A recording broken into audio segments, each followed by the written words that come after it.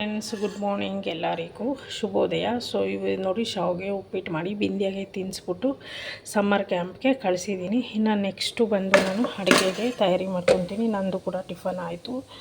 So ಅಡುಗೆಗೆ ಏನಪ್ಪ ಅಂದರೆ ಹೆಸರು ಕಾಳು ಮತ್ತು ಹುಳ್ಳಿಕಾಯಿ ಹಾಕಿದ್ದೀನಿ. ಇವಾಗ ಬಸ್ಸಾರು ಮಾಡೋಣ ಅಂತ. ಸೊ ಬಸ್ಸಾರು ಮಾಡೋಕ್ಕೆ ನಾನು ಹುಳ್ಳಿಕಾಯಿ ಮತ್ತು ಹೆಸರು ಕಾಳಲ್ಲಿ ಬೇಯೋಕ್ಕೆ ಇಟ್ಟಿದ್ದೀನಿ ಕುಕ್ಕರಲ್ಲಿ. ಸೊ ಅದು ಬೇಯ್ತಾ ಇದೆ. ತದನಂತರ ಇಲ್ಲಿ ಮಸಾಲೆಗೆ ಎಲ್ಲ ರೆಡಿ ಮಾಡ್ಕೊತೀನಿ. ಶ್ರೀರಾಮನವಮಿ ಅಲ್ವಾ, ಅದಕ್ಕೋಸ್ಕರ ಇವತ್ತೇ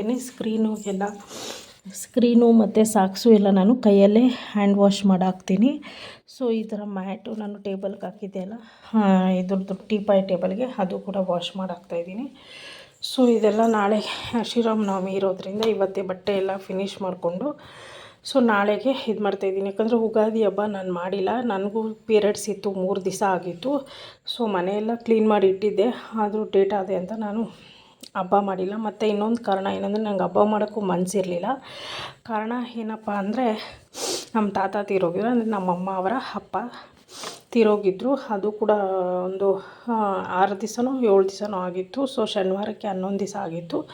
ಸೊ 11 ದಿವಸದ ಕಾರ್ಯ ಎಲ್ಲ ಮುಗಿಸಿ ಪುನರ್ಜನ್ ನೀರು ಶನಿವಾರ ತಂದು ಎಲ್ಲ ಹಾಕಿ ಭಾನುವಾರ ಎಲ್ಲ ಮನೆಯೆಲ್ಲ ಮತ್ತೆ ಶುದ್ಧ ಮಾಡಿ ಇವಾಗ ನಾನು ಶ್ರೀರಾಮನವಮಿನ ಮಾಡ್ತಾಯಿದ್ದೀನಿ. ಸೊ ಅದಕ್ಕೋಸ್ಕರ ಪೂಜೆ ಸಾಮಾನೆಲ್ಲ ಇವತ್ತೇ ಆದಷ್ಟು ಬೇಗ ಮನೆ ಕೆಲಸ ಮಾಡಿ ಮುಗಿಸಿ ಪೂಜೆ ಸಾಮಾನು ಎಲ್ಲ ತೊಳೆದು ಇಟ್ಕೊಂಡು ನಾಳೆ ಬೇಗ ಮೂರ್ತಿಯವ್ರಿಗೂ ಕೆಲಸ ಇದೆ, ರಜಾ ಇಲ್ಲ.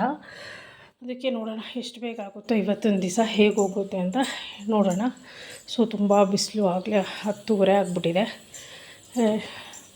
ಇವಾಗ ಅಡುಗೆ ಮಾಡಿ ಮೂರ್ತಿಯವ್ರ ಆಫೀಸ್ಗೆ ಹೊರಡ್ಬಿಡ್ತಾರೆ. ಅಷ್ಟರಲ್ಲಿ ಅಡುಗೆ ಮಾಡಿಬಿಟ್ಟು ಅವ್ರಿಗೆ ಕ್ಯಾರಿ ಮಾಡಿದ್ರೆ ಆಯಿತು. ಸೊ ಇವತ್ತಿನ ಬ್ಲಾಗ್ ಇಲ್ಲಿಂದ ಸ್ಟಾರ್ಟ್ ಮಾಡ್ತಾಯಿದ್ದೀನಿ ಫ್ರೆಂಡ್ಸ್.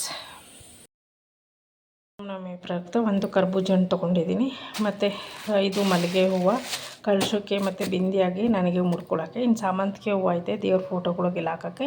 ಇನ್ನು ಕೋಸಂಬರಿ ಮಾಡೋಕ್ಕೆ 2 ಸೌತೆಕಾಯಿ, ಮೊಸರು, ಇದಿಷ್ಟು ಇವತ್ತೇ ತಂದು ಇಟ್ಕೊಂಡಿದ್ದೀನಿ. ಯಾಕಂದರೆ ಮೂರ್ತಿಯವ್ರಿಗೆ ನಾಳೆ ಕೆಲಸ ಇದೆ. ಆಮೇಲೆ ಅವ್ರು ಇವಾಗ ಆಫೀಸ್ಗೆ ಹೋದರೆ ಸೆಕೆಂಡ್ ಶಿಫ್ಟ್ ಬರೋದೇ ನೈಟು 11 ಗಂಟೆ ಮೇಲಾಗುತ್ತೆ. ಟ್ರಾಫಿಕ್ ಇದ್ದರೆ ಇನ್ನೂ ಲೇಟೇ. ಸೊ ಅದಕ್ಕೋಸ್ಕರ ಇವಾಗ ಎಲ್ಲ ತರಿಸಿಟ್ಕೊಂಡೆ. ಇನ್ನು ನಾನು ಹೊರಗಡೆ ಹೋಗೋಕ್ಕಾಗಲ್ಲ, ಇನ್ನು ಪೂಜೆ ಸಾಮಾನೆಲ್ಲ ಕ್ಲೀನ್ ಮಾಡಬೇಕಲ್ಲ, ಅದಕ್ಕೋಸ್ಕರ ಇವಾಗ ಸ್ಕ್ರೀನೆಲ್ಲ ಒಗ್ದಾಕಿದ್ದೀನಿ.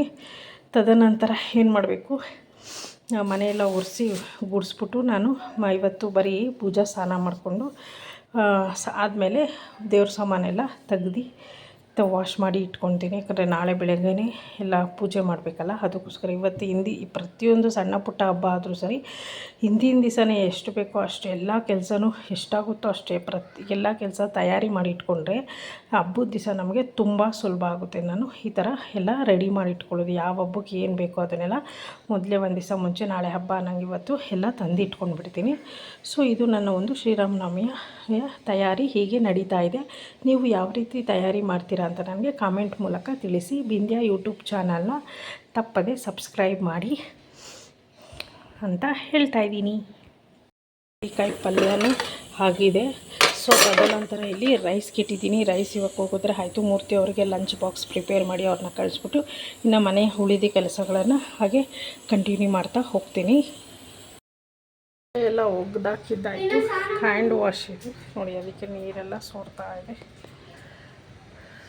ಸ್ಕ್ರೀನೆಲ್ಲ ನಾನು ವಾಷಿಂಗ್ ಮಿಷಿನ್ ಹಾಕಲ್ಲ, ಎಲ್ಲ ಕೈಯಲ್ಲೇ ಒಗ್ದಾಕೋದು. ಸೊ ಅವ್ರದ್ದು ಯೂನಿಫಾರ್ಮ್ ಐತಲ್ಲ, ಹಂಗೆ ಒಗೆದ್ಬಿಟ್ಟೆ ಅದನ್ನು ಕೈಯಲ್ಲೇ. ಸೊ ಇದು ಸ್ಕ್ರೀನ್ಸ್ ಎಲ್ಲ ಆಯಿತು. ಇವಾಗ ನೆಕ್ಸ್ಟ್ ಕೆಲಸ ಮಾಡ್ಕೊಳ್ಳೋಣ. ಊಟ ಎಲ್ಲ ಆಯಿತು, ಅಡುಗೆ ಮನೆಯೂ ಕ್ಲೀನ್ ಮಾಡಾಯಿತು. ಗ್ಯಾಸ್ ಸ್ಟವ್ ಎಲ್ಲ ಕ್ಲೀನ್ ಮಾಡಿ ಪಾತ್ರೆ ಎಲ್ಲ ತೊಳೆದು ಸಿಂಕು ಕೂಡ ಎಲ್ಲ ಕ್ಲೀನ್ ಮಾಡಿ ಇಟ್ಟಿದ್ದೀನಿ. ನಾನು ಪಾತ್ರೆ ತೊಳೆದ ತಕ್ಷಣ ಸಿಂಕು ಕೂಡ ಕ್ಲೀನ್ ಮಾಡಿ ಇಟ್ಬಿಡ್ತೀನಿ. ಇವಾಗ ಪೂಜೆ ಸಾಮಾನು ತೊಳಿಬೇಕು. ಸೊ ಅದಕ್ಕೋಸ್ಕರ ಇವಾಗ ಕಸ ಎಲ್ಲ ಗುಡಿಸ್ಬಿಟ್ಟು ಮನೆ ಒರೆಸಿ ತದನಂತರ ನಾನು ಮೈ ಸ್ನಾನ ಮಾಡಿಕೊಂಡು ಆಮೇಲೆ ಪೂಜೆ ಸಾಮಾನೆಲ್ಲ ಕ್ಲೀನ್ ಮಾಡೋದು. ಸೊ ಇದಿಷ್ಟು ಮನೆ ಕೆಲಸ ಡೈಲಿ ರೋಟೀನು ಮುಗಿಸಿದ್ದೀನಿ. ಎಕ್ಸ್ಟ್ರಾ ನಾಳೆ ಶ್ರೀರಾಮನವಮಿ ಕೆಲಸ ಏನಪ್ಪ ಅಂದರೆ ಅದೇ ಪೂಜೆ ಸಾಮಾನು ತೊಳೆದು ಇಟ್ಕೊಳ್ಳೋದು, ದೇವ್ರ ಫೋಟೋ ಎಲ್ಲ ಕ್ಲೀನ್ ಮಾಡಿ ಇಡೋದು, ಒರೆಸಿ. ನೋಡಿ ನಮ್ಮ ಬಿಂದ್ಯಾ ಕೂಡ ನನಗೆ ಹೆಲ್ಪ್ ಮಾಡೋಕ್ಕೆ ಬಂದು ದೇವ್ರ ಸಾಮಾನೆಲ್ಲ ಆದಮೇಲೆ ಸ್ವಲ್ಪ ಸಾಮಾನೆಲ್ಲ ಜೋಡಿಸ್ಬೇಕಾಯ್ತು ತೊಳೆದಿರೋದೆಲ್ಲ. ಸೊ ಅದೆಲ್ಲ ಒರೆಸ್ಬಿಟ್ಟು ಹಂಗೆ ಅದು ಕಿಚನ್ದು ನಾನೊಂದು ಸ್ವಲ್ಪ ಕ್ಲೀನ್ ಮಾಡ್ಕೊಬೇಕಾಗಿತ್ತು. ಅವಳು ಬಂದು ಹೆಲ್ಪ್ ಮಾಡಿದ್ಲು. ಎಲ್ಲ ಬೇಗ ಮುಗೀತು ಇವತ್ತು. ಮನೆ ಡೈಲಿ ನಾನು ಒರೆಸ್ತೀನಿ, ಒಂದು ದಿವಸನೂ ಮನೆ ಒರೆಸೋದು ತಪ್ಪಿಸಲ್ಲ. ಯಾಕಂದರೆ ಇದನ್ನೆಲ್ಲ ಫುಲ್ಲು ವೈಟು ಅಲ್ಲ ಕ್ರೀಮ್ ಕಲರು ಅಲ್ಲ, ಆ ಥರ ಇದೆ. ಅದಕ್ಕೋಸ್ಕರ ಒಂಚೂರು ಗಲೀಜಾದರೂ ಎದ್ದು ಕಾಣುತ್ತೆ. ನಾನು ಡೈಲಿ ಕಸ ಗುಡಿಸಿ ಒರೆಸ್ಬಿಡ್ತೀನಿ ಬೆಳಗ್ಗೆನೇ. ಸೊ ಅದಕ್ಕೋಸ್ಕರ ಇದು ಬೆಳಗ್ಗಿನ ಕೆಲಸ ಎಲ್ಲ. ಅವ್ರ ಬಟ್ಟೆ ಎಲ್ಲ ಆದಮೇಲೆ ಕೊನೆಯಲ್ಲಿ ಮನೆ ಕೆಲಸ. ದೇವರ ಕೋಣೆಯಿಂದ ಪೂಜೆ ಸಾಮಾನು ಆಮೇಲೆ ಫೋಟೋ ಎಲ್ಲ ತೆಗೆದು ನಾನು ಟೇಬಲ್ ಮೇಲೆ ಮತ್ತು ಅಲ್ಲಿ ಒಂದು ಇದು ಶೆಲ್ಫ್ ಥರ ಇರುತ್ತೆ, ಅಲ್ಲಿ ಎಲ್ಲ ಜೋಡಿಸ್ಕೊಂಡು ಇಟ್ಕೊಂಡಿರ್ತೀನಿ. ಸೊ ಅದು ಆಮೇಲೆ ಎಲ್ಲ ಕ್ಲೀನ್ ಮಾಡಿ ಮತ್ತು ಫೋಟೋ ಎಲ್ಲ ಒರೆಸಿ ಮತ್ತು ಕೋಣೆಗೆ ನಾನು ಶಿಫ್ಟ್ ಮಾಡ್ತೀನಿ. ಎಲ್ಲ ಸಿದ್ಧವಾಗುತ್ತಿದೆ. ಫೋಟೋ ಎಲ್ಲ ಒರೆಸಿ ಅರ್ಶಿನ ಕುಂಕುಮ ಎಲ್ಲ ಇಟ್ಟು ಸೊ ಇವಾಗ ಪೂಜೆ ಸಾಮಾನೆಲ್ಲ ಇಲ್ಲಿ ಜೋಡಿಸ್ಬಿಡೋಣ. ಎಲ್ಲ ರೆಡಿ ಇದೆ.